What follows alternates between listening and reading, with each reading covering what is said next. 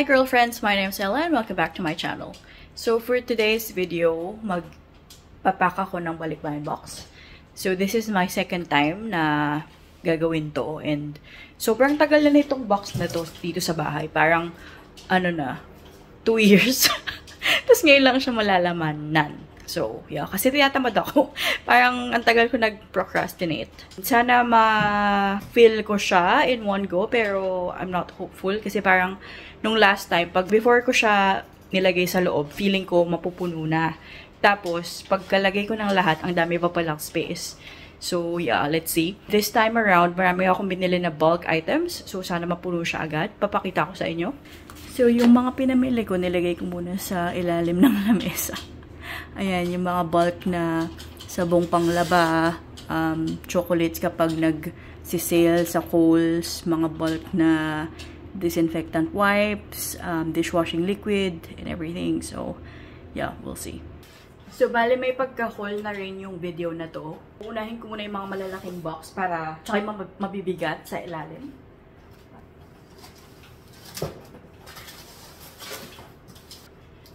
Meron ako dalawang 7.5 kilos na Fab laundry detergent na powder. Kasi feeling ko mahirap magpadala ng liquid. Although mas maganda yun. Lalagay ko siya sa may parang flap. Yan. Dalawa sila.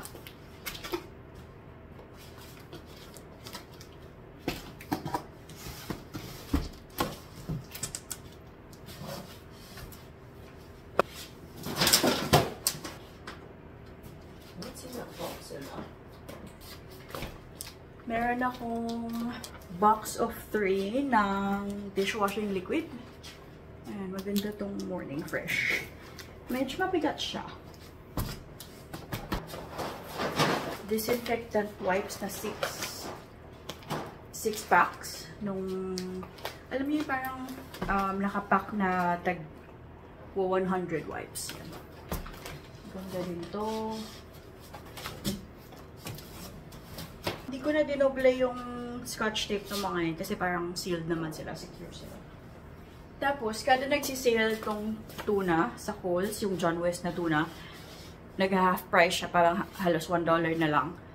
Binibili ko ng isang pack. So, imbis na pa-isa-isa yung kuha ko, ginagawa ko sa checkout, dinadala ko yung isang ganito kapag mayroong available. Tapos, tinatimes, ano ko na lang, ano ba to? 24.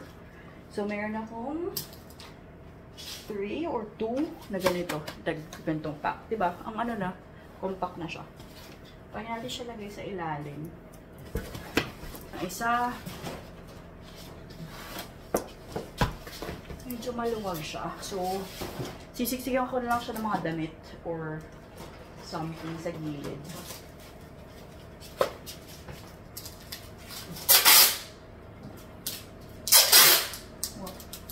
Itong mga Pantene shampoo, din to, nag-sale to. So, half price din. Isipin natin. So, ano to? 900 ml. Because it'll be by boat. Oh, you're not gonna fly? No. It's not urgent. So, ito. Gustong-gusto nila itong mga blue na chucks or yung parang all-purpose wipes. 100 na pieces na naka-roll. 3 yung ganito. Tapos itong mga scour or parang Scotch Brite sa Pilipinas. Gusto din nila yan. Parang medyo promising yung mga nabili ko. Parang napupuno siya. Ito lang natin slide yung mga box. Hindi ko pala napakita. Ito, ice cube tray na hindi ko na ginagamit. So, sayang naman. Maglagay akong chocolate dyan sa gilid. Kasi ito, Scotch Brite ulit. Cyclic leg. Try ko pagkasyahin itong mga toothpaste dito sa yung mga maliliit na space. Yan, kasya.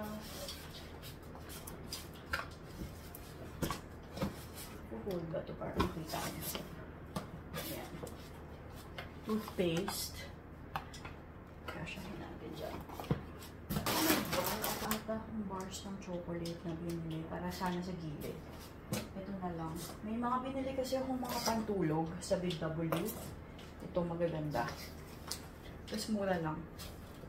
Ayan. So, bumili din nga ako ng sa akin eh. Kasi parang, ano siya, sobrang komportable. Tapos parang $8 yung mga ganito. Bibili pa siguro ko pag may ano pa, may space pa. So, i-roll ko lang siguro para magkasya sa mga sulok-sulok. Nagpapak ng maleta, diba? Ayoko kasi nung medyo magalaw siya sa biyahe. Char. Biyahe niya. Sumiksik siya. Sana lang hindi sila mamantsahan sa sa loob. Pero, okay na yan. Ano lang naman, pantulog lang naman to.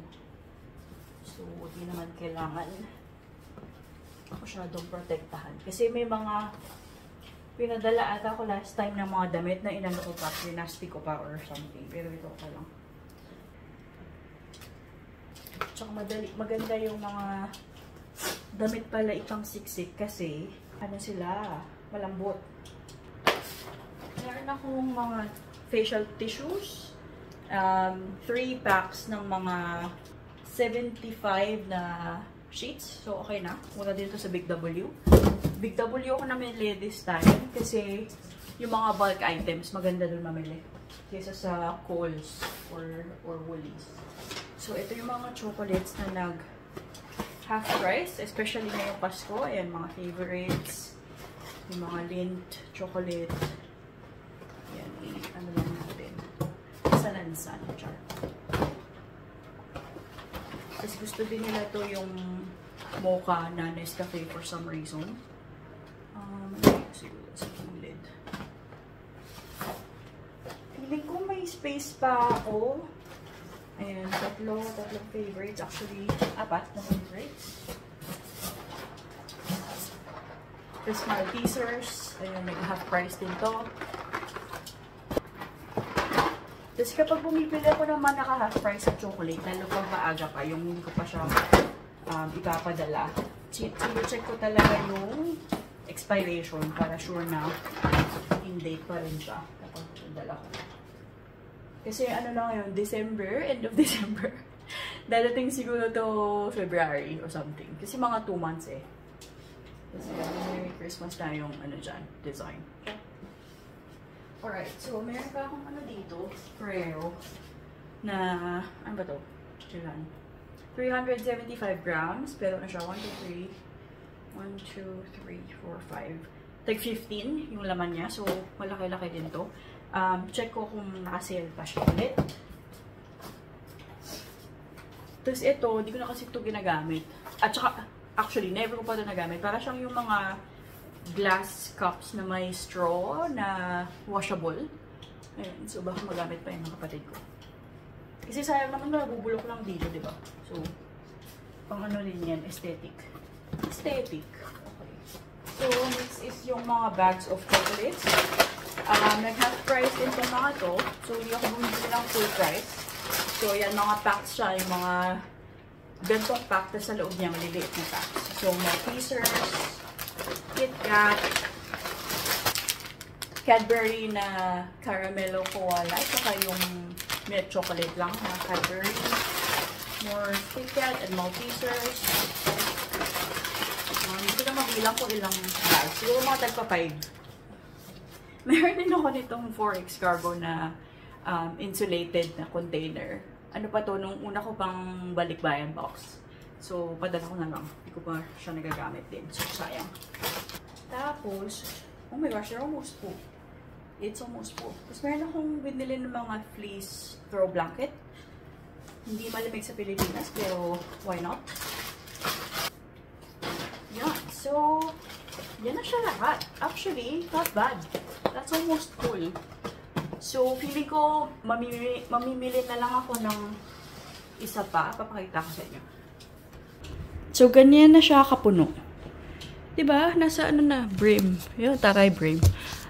Ayan. Mga isang puntahan na lang to sa Kohl's. Ano pa ba? Alalahanin ko yung mga ano. Ay, wala pa nga tong mga ano eh. Yung mga chemist, mga gamot-gamot. Puno na siya. Okay.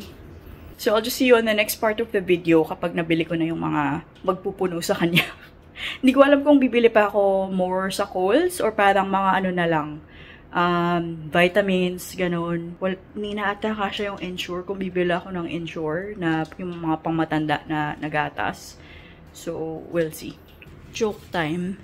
May Nescafe Mocha pa pala akong 2 box. So, ang ginawa ko, yung isa, binuksan ko. Actually, binuksan ko silang 3. Tapos yung isa, hinati ko sa 2.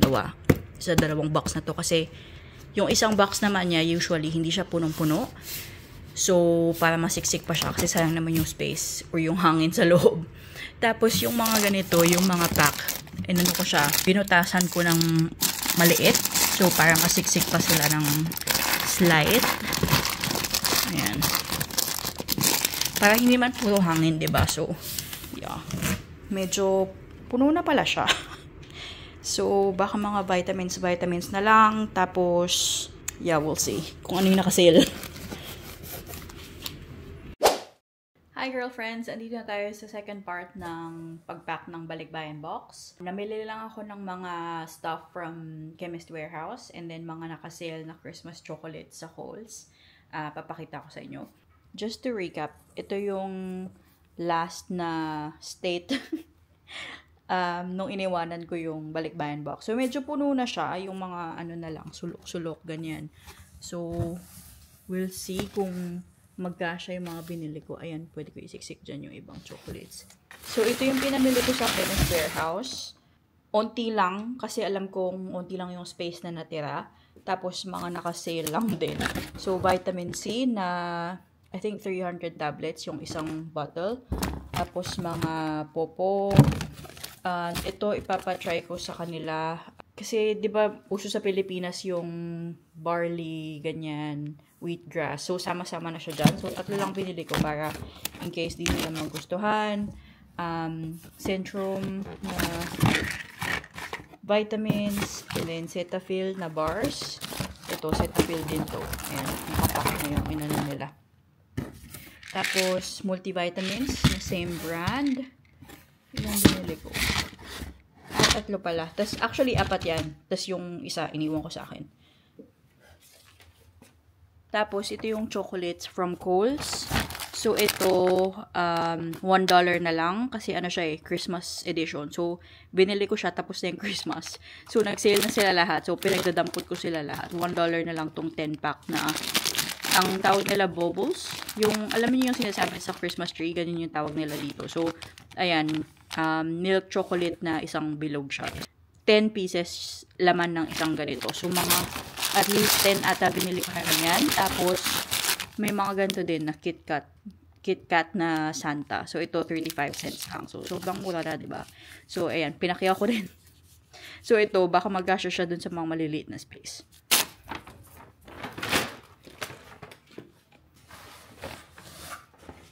So, itatry ko nang i-pack itong mga to. Unahin ko muna siguro yung chocolates kasi pwede siyang magkasya sa mga sulok-sulok, I think. So, ito lagay ko dyan. Ay, hindi, bubutasin ko pala to para hindi naman ano. Para hindi puno ng hangin. So, ganyan ko lang. So, kapag tingnan mo to, wala na siyang hangin. Pwede na siyang ma-flat. Ayan. Diba? Ang konting space pa nga sa pagitan ito. Kasya pa sila dyan.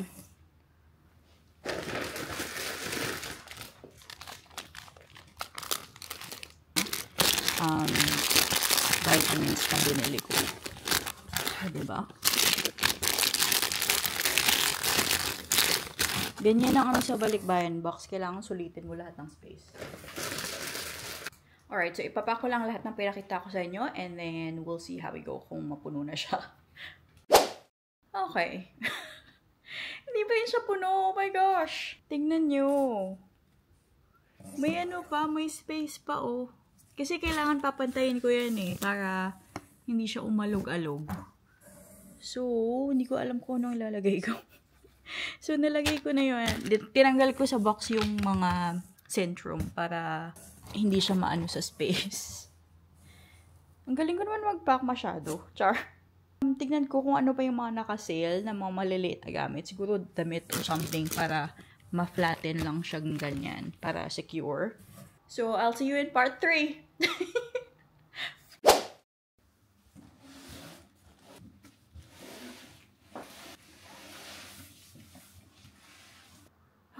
Okay. Namili na ako ng mga idadagdag sa box natin. Ningal ako. So, sana mapuno na siya. Kasi, feeling ko nga aapaw pa. So, sana malagay ko lahat ng nabili ko. So, ito yung nabili ko. So, binili ko tong mga parang cotton, ang tawag dito? Yung mga makeup remover na bilog. Basta yan, mga cotton pack na yan. And cotton buds sa Aldi no nag-grocery kami. Tapos ito, nag-sale si Big W. So, mga $1 na lang, $2, $3. Mga pambahay lang yan. So, binigyan ko na lang heads up yung kapatid ko na puro pambahay. Walang branded, okay? So, nag-sale din tong mga pot holder tsaka tea towel. So, bumili na din ako para, sulit. Sa Big W din yan. Mga $3 na lang sila per set. Yung may kasama ng yung mahaba, tapos yung parang glove, tapos yung square. Diba? Sulit. So, we shall see.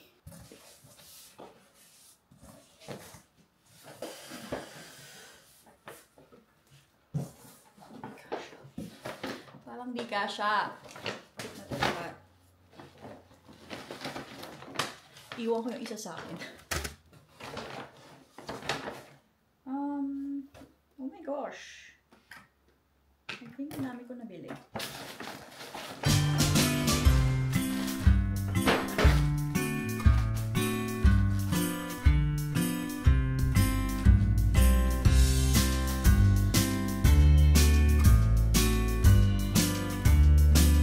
Okay.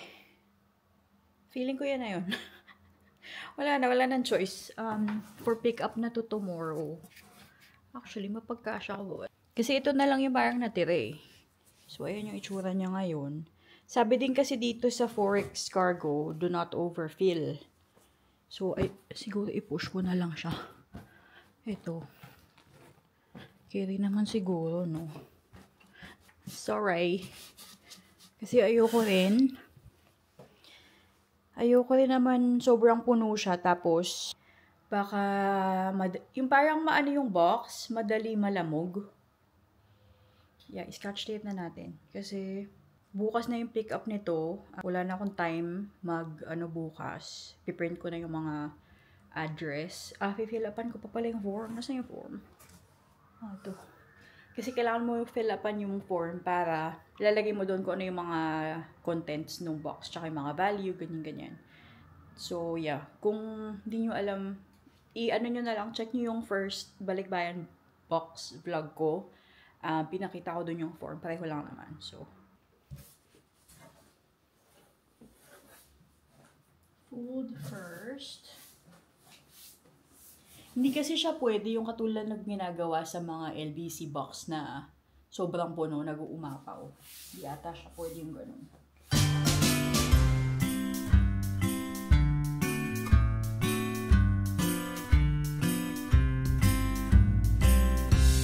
Okay, so naubusan na ako ng scotch tape. Wala na ata akong bagong roll kasi kinuha ata ng lola ko nung pumunta siya dito. So, bibili ako ng scotch tape. So far, okay naman siya. So, feeling ko na na-flatten ko naman siya, no? Yeah, hindi naman siya mukhang na-overfill. Kasi yung mga karamihan naman dyan malalambot. Tapos, alam mo yun, yung mga naiipit. So, yeah. Hindi ko na siya ibabalik sa ilalim ng lamesa kasi kukunin naman na ito bukas. So, magpiprint na lang ako ng mga labels, blah, blah, blah. Tapos, scotch tape pa sa paligid para, alam mo yun, pag nabasa, hindi naman siya maano agad. Tsaka para solid din yung box. Solid. Char. Successful. Nagkasya lahat and napuno natin siya. Pipick up siya dito tomorrow afternoon. So, tatry ko umalis na maaga sa work. Kasi mga 4 to 5 p.m. siya. Pero, ninote ko naman dun na ilas nyo ako mag-pick up. Yung last time, mabilis lang din naman yung pick up. Tapos, ilalagay ko lang siya sa dolly, parang platform na may gulong. So, kapag nalagay ko na siya doon, sa taas noon, tutulak ko na lang siya hanggang ground floor. So, madali naman na. Yeah. So, sobrang excited ko mag-scotch tape. Na-scotch tape ko yung form. So, ginupit ko pa to para makuha siya. Successful. Pero, stress levels are real. So, dadating ata to mga siguro 2 months. Ganyan. Yeah, another balikbayan box. Nakakapagod, but at the same time, masaya naman mag-feel ng balikbayan box. Parang 2-3 years ago, yung una kong box, lagi ko siyang nakakalimutan or wala akong time na asikasuhin yung mga contents, kaya ngayon ko lang papadala yung sunod. Kahit ang tagal na ng box dito, pero yeah, finally, natapos na rin. Alright, thanks for watching the video, my mini adventure. Let me know in the comment section kung ano yung mga experience nyo sa pagpapadala ng balikbayan box, or kung kayo yung nasa Pilipinas, ano yung gusto nyong matanggap, 'di ba? So yeah, thanks for watching this video. I'll see you on the next one. Bye!